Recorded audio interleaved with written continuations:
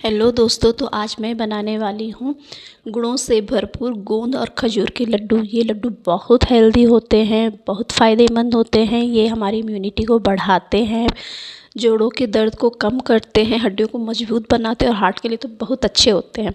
और भी इसके कई सारे फ़ायदे हैं। तो इसको बनाने के लिए सबसे पहले मैं ले लूँगी सूखे खजूर। तो ये खजूर वज़न में 1 किलो है और मैंने इनके बीज निकाल लिए हैं।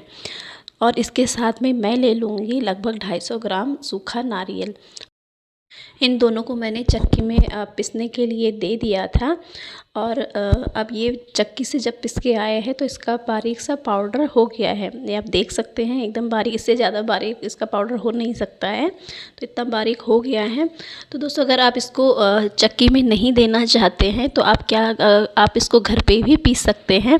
लेकिन दिक्कत क्या आती है ना, खजूर बहुत हार्ड होते हैं, तो जब हम मिक्सर में डालते हैं तो मिक्सर ख़राब होने का डर रहता है।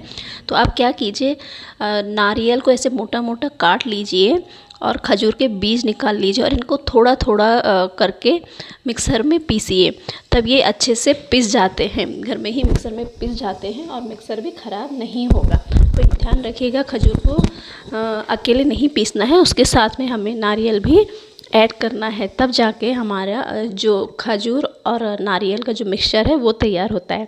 इवन जब मैंने इनको चक्की में भी पीसने के लिए दिया तो मुझे खजूर के साथ में नारियल भी देना पड़ा, नहीं तो मैं नारियल को घर में ही ग्रेट करके इसमें डाल सकती थी।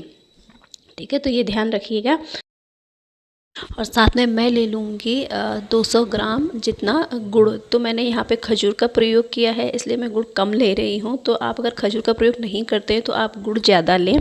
और साथ में मैं ले लूँगी आधी छोटी कटोरी मेथी दाना, आधी छोटी कटोरी पिस्ता, और साथ में जो बाकी के ड्राई फ्रूट्स हैं वो हैं, सबसे पहले मैं ले लूँगी यहाँ पर गोंद। तो गोंद भी 1 कटोरी है, मतलब ये 250 ग्राम है।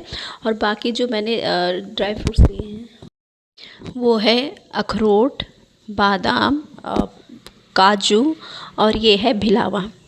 तो ये भिलावा के बीज भी सेहत के लिए बहुत फ़ायदेमंद होते हैं। तो अगर आपके पास हो तो आप इनका प्रयोग करें, नहीं होगा तो आप स्किप कर सकते हैं।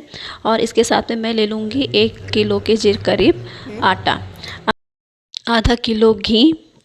और अब क्या करेंगे, एक पैन में 2 चम्मच जितना घी गरम करेंगे और इसमें जो सबसे पहले जो मेरा ड्राई फ्रूट्स थे, मैंने क्या किया, उनको मिक्सर पे पीस लिया है दरदरा। तो अब मैं क्या करूँगी, सबसे पहले उनको घी में अच्छे से रोस्ट कर लूँगी, है ना। तो जब तक इनका मॉइस्चर नहीं जाता है तो इनको रोस्ट करूँगी। तो इसको भुनने में ज़्यादा टाइम नहीं लगेगा, हार्डली 1 या 2 मिनट में ये हो जाएंगे। तो जब ये हो चुके हैं तो मैं इनको साइड में निकाल लेती हूँ। उसी पैन में मैं दोबारा घी गरम करूँगी और अब इसमें अपना खजूर और नारियल का जो बूरा बनाया था उसको भी ऐड करूँगी और इसको भी अच्छे से भून लूँगी घी में। तो दोस्तों, यहाँ पर मैंने खजूर लिया है, इसलिए मैं गुड़ का प्रयोग कम कर रही हूँ। अगर आप खजूर नहीं लेना चाहते हैं तो आप गुड़ लें। तो ऐसा कुछ नहीं है कि आपको खजूर ही इसमें ऐड करना है, खजूर को आप स्किप भी कर सकते हैं।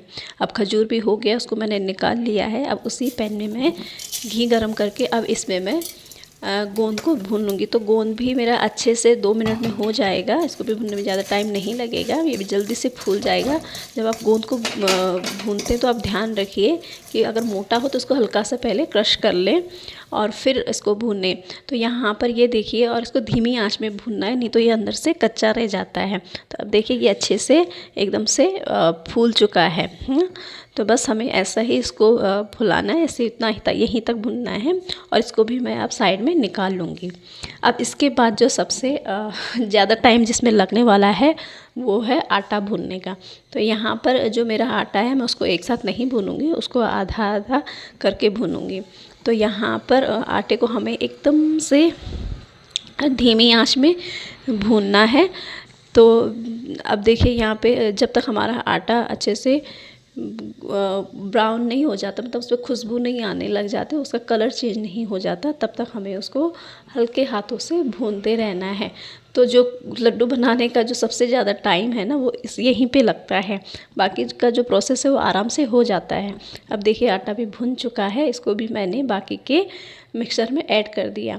अब यहाँ पे क्या करेंगे, फिर उसी पैन में हम थोड़ा सा घी लेंगे और ये गुड़ को इसमें मेल्ट कर देंगे। तो यहाँ पर दोस्तों ध्यान रखिएगा कि जो गुड़ है हमें उसकी चास नहीं बनानी है, उसको हल्का सा मेल्ट करना है। अगर आप गुड़ को ज़्यादा पकाते हैं तो गुड़ कड़क हो जाएगा। तो उसको बस इतना ध्यान रखना है कि हल्के से जैसे ही हमें लगे कि ये पिघल गया है और ये मिक्सर में अच्छे से घुल जाएगा, तब हमें इसको उतार देना है आँच से। और अगर आप ये नहीं करना चाहते तो आप क्या कर सकते हैं, इसको कद्दूकस करके बारीक सा घिस के भी आप डायरेक्ट मिक्सर में डाल सकते हैं। तो ये उसमें भी अच्छे से मिक्स हो जाता है।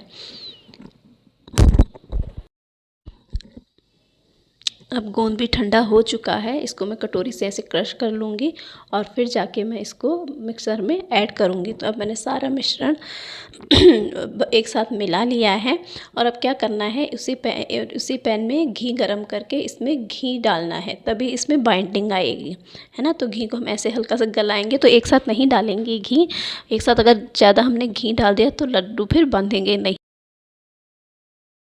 इसको अच्छे से हाथों से हम मिला लेंगे और जब तक ये गर्म रहेगा ना, तब तक ही हमें इसके लड्डू बांध लेने हैं, नहीं तो जब ये ठंडा हो जाएगा तो फिर इसके लड्डू बनेंगे नहीं, क्योंकि घी जमने लग जाता है। तो इसलिए हमें गर्म रहते रहते ही इसके लड्डू बनाने होंगे। तो अब हम क्या करेंगे, थोड़ा थोड़ा इसको लेंगे हाथों में और इसके लड्डू बनाना शुरू करेंगे। तो ये देखिए मैंने लिया हाथ में और ये लड्डू तैयार है। तो ये लड्डू जितने दिखने में अच्छे लग रहे हैं ना, उससे ज़्यादा स्वादिष्ट भी हैं। तो मेरे इतने मिक्सचर से ये लगभग 2.5 किलो जितने लड्डू तैयार हो गए थे। तो आप भी सर्दियों में ये लड्डू ज़रूर बनाइए। स्वस्थ रहिए, खुश रहिए और अगर वीडियो पसंद आए तो वीडियो को लाइक करें, शेयर करें और चैनल को सब्सक्राइब करें। Thanks for watching.